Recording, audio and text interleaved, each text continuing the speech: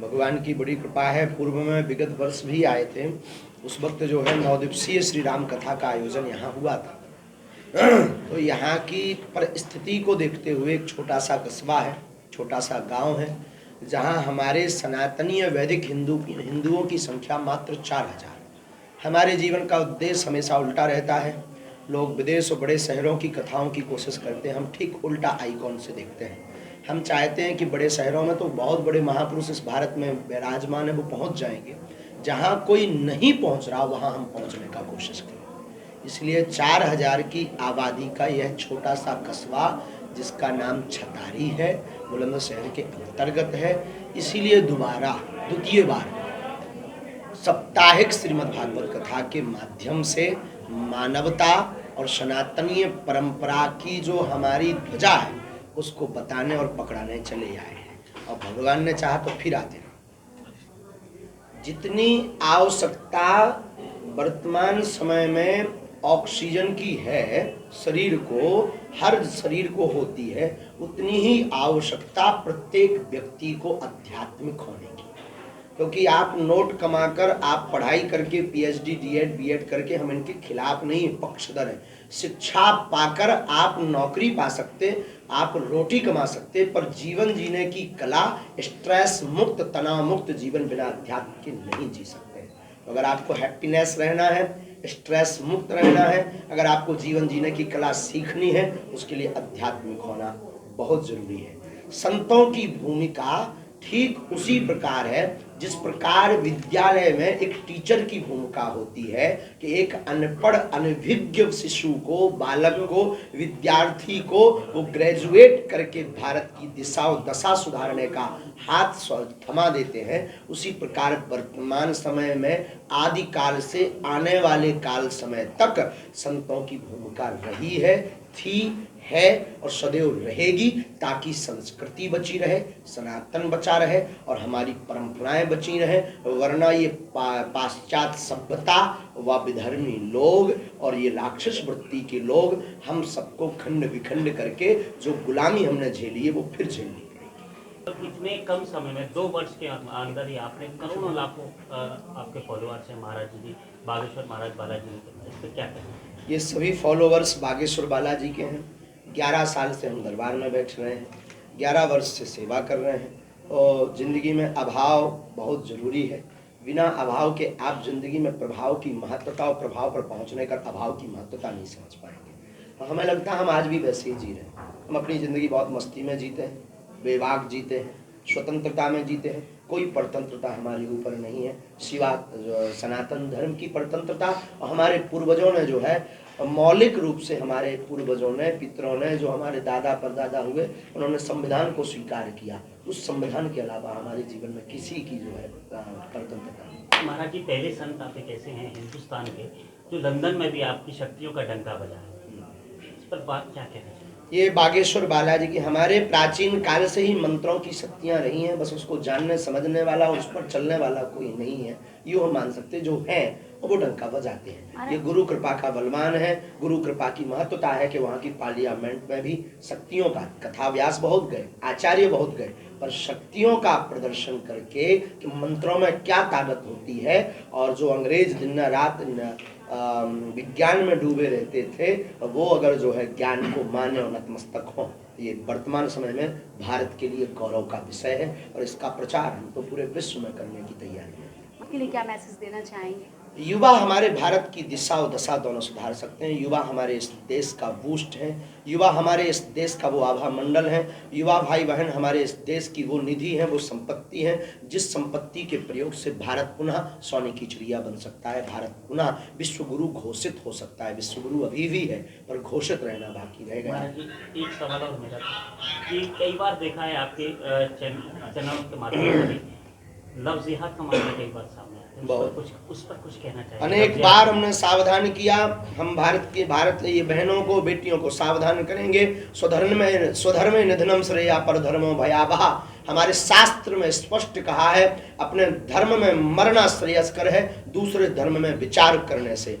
एक किसी बहुत बड़े महापुरुष का सूत्र था, तिल के तेल का कनिस्तर में हाथ डुबो देना फिर तिल के बोरा में हाथ लगा देना, जितना तिल आपके हाथ में चिपक जावे उतनी बार भी दूसरे धर्म का व्यक्ति अपने बाप की सौगंध खाए तब भी एक तिल बराबर भरोसा नहीं करना। जो बहनें कहती हैं, जो बेटियां कहती हैं हमारा वाला ऐसा नहीं हो सकता, उनका हाल श्रद्धा जैसा होता है। इसलिए भारत की बेटियों को अब समझना पड़ेगा, मानना पड़ेगा, वरना वो अपने साथ साथ अपने परिवार को जीवन भर का दुख और सनातनी हिंदुओं की कमर तोड़ करके जाएंगी, ये उनके लिए कलंक होगा। इसलिए भारत की बेटियों को, सनातनी बेटियों को अब जागना पड़ेगा, उन्हें हिंदू शेरनी बनना पड़ेगा। और ऐसा हो ही नहीं सकता, काजल की कोठरी में काला टीका न लगे, ऐसा हो नहीं सकता। जो धारा है उससे कहने प्रभावित रहता है।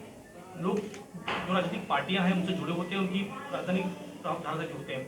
कुछ लोग जो खुद को सेकुलर कहते हैं लेकिन हिंदू हैं, उनका हमेशा ये मानना होता है कि कहीं ना कहीं लव जिहाद जो उपज है वो कहीं ना कहीं सोच है, उसको पैदा किया गया है। ऐसा कुछ नहीं होता, लोगों को एक दूसरे के साथ प्यार करने का अधिकार होता है। तो ऐसे सेकुलर जो बुद्धि वाले लोग हैं उनके लिए आप क्या कहना चाहेंगे? हमें तरस आता है उन पर, हिंदू होने पर, उनके हिंदू कहलाने पर। हमें तो शंका भी हो रही उनके हिंदू कहलाने पर। ये सोच है अगर, तो श्रद्धा कांड क्या है? ये सोच है तो भारत में जितने भी आतंकी हमले हुए वो एक विशेष समुदाय से क्यों आए? अगर ये सोच है तो श्रद्धा के 35 टुकड़े करने वाला एक विशेष समुदाय से क्यों है? इसका उत्तर उनके पास नहीं होगा। वो कहेंगे ऐसा तो हिंदुओं में भी हो सकता है। हमारे हिंदुओं में इतनी निर्दयता नहीं है। अगर वो सच्चा हिंदू है, सच्चा सनातनी है, क्योंकि हमारा भारतीय सनातनीय संस्कृति का उपदेशक शास्त्र हमेशा कहता है दया ही मूल है, दया पर जियो, दया करो। तो हमारी दृष्टि कहती है कि वो जो सेकुलर लोग कहते हैं कि एक उपज है, वो भी ऐसे ही उपज हो गए होंगे। दोनों परिस्थिति के अनुसार धर्मनिरपेक्ष को ना हम गलत ठहरा सकते हैं न सही ठहरा सकते हैं। दोनों परिस्थिति के अनुसार खड़ा होना बहुत ज़रूरी है। कई बार ऐसी परिस्थिति बनती है जब भगवान कृष्ण संकल्प लेते हैं हम महाभारत में कोई भी अस्त्र शस्त्र नहीं उठाएंगे, पर अपने भक्त की रक्षा के लिए उन्हें जो है पहिया उठाना पड़ा। तो धर्मनिरपेक्ष और धर्म पर यही चर्चा है कि ना वो गलत है ना वो सही है, समय और परिस्थिति के अनुसार। भारत विविधता का देश है, विभिन्न धर्म संप्रदाय इस देश धर्म में तो एक ही है, बाकी तो पंथ और मजहब है।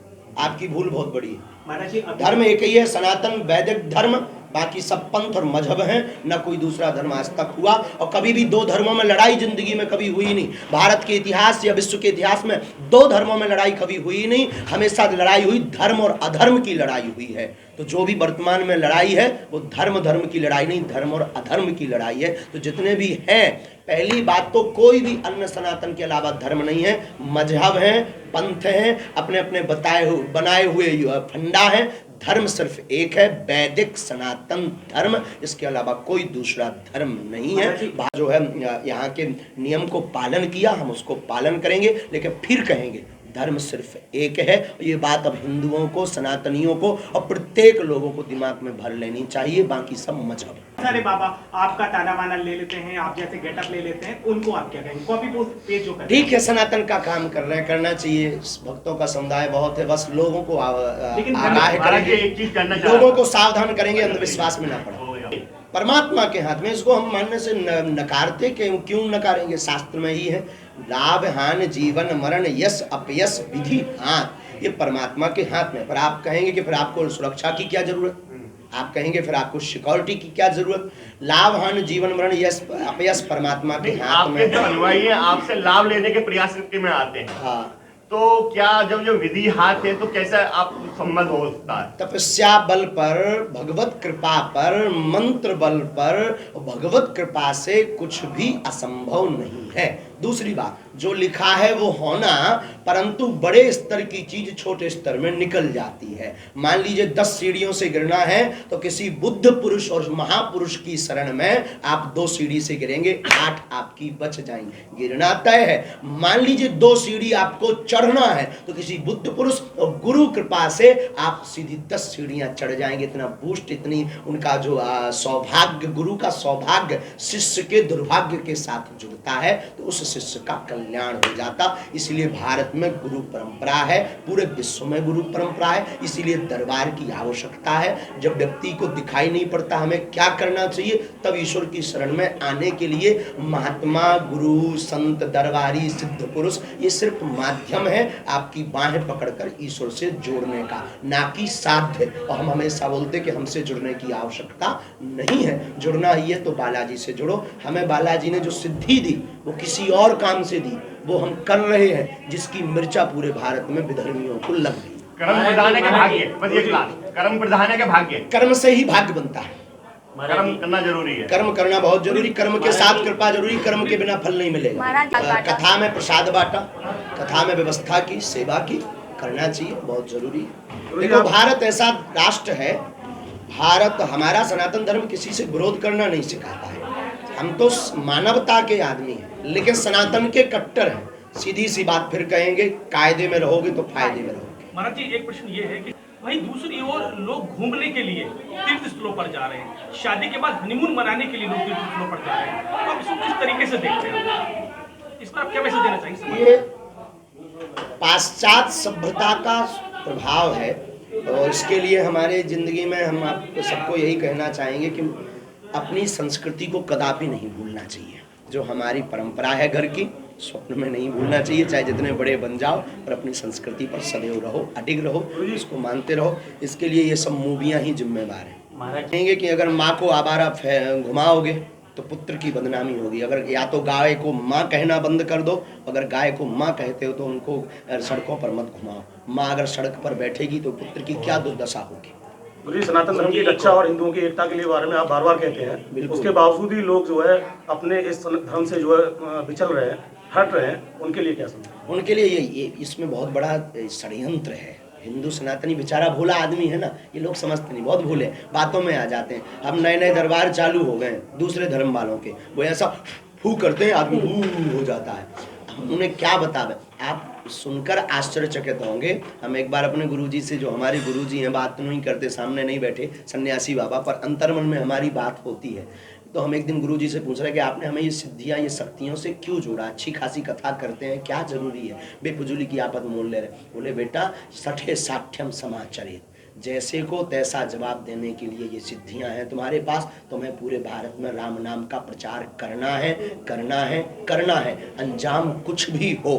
इसी भारत में अगर सामाजिक समरसता बनाना है, सबसे पहले जातिवाद पर प्रहार किया जाए, जातिवाद शून्य किया जाए और सनातनीय संस्कृति के प्रचार के लिए बल दिया जाए। ये प्रत्येक राजनीतिक पार्टी को समझना चाहिए और प्रत्येक मानव के लिए हमारा यही प्रार्थना है। जितने भी लोग रहते हैं, किसी भी धर्म से हो, धर्म तो सनातनी है, बाकी जितने भी पंथ के लोग हैं, श्रीमान जी और सबसे निवेदन है, बहुत अपनी जिंदगी विवाह रहते हैं, हमें उससे कोई विवाह फर्क नहीं पड़ता, किसी के भी निशाने पर हो, हम हनुमान जी के सहारे पर हैं, हनुमान जी के निशाने पर बने रहें, बस एक निशाना हमको चाहिए। लोग क्या कहते, हमें इससे डर नहीं, न हमें कल की परवाह है, न आज की परवाह है। कल प्राण जाते हो चले जाएं, लेकिन हम हिंदुओं को, सनातनियों को, जितने हमसे लोग जुड़े हैं, हम यही कहेंगे जो दीपक हमने जलाया है ये बुझने मत देना। बस लोगों को लालच देकर के बहला रहे हैं, बहका रहे हैं। बड़े बड़े कथा व्यास उन तक पहुंच नहीं पाते हैं, बड़े बड़े आचार्य उन तक पहुंच नहीं पाते हैं, क्योंकि धन वो देते नहीं है, शहरों में वो आ नहीं पाते हैं। और अमीर लोग सिर्फ मंच पर आते हैं, गरीब सिर्फ ताली बजाने के काम आता है,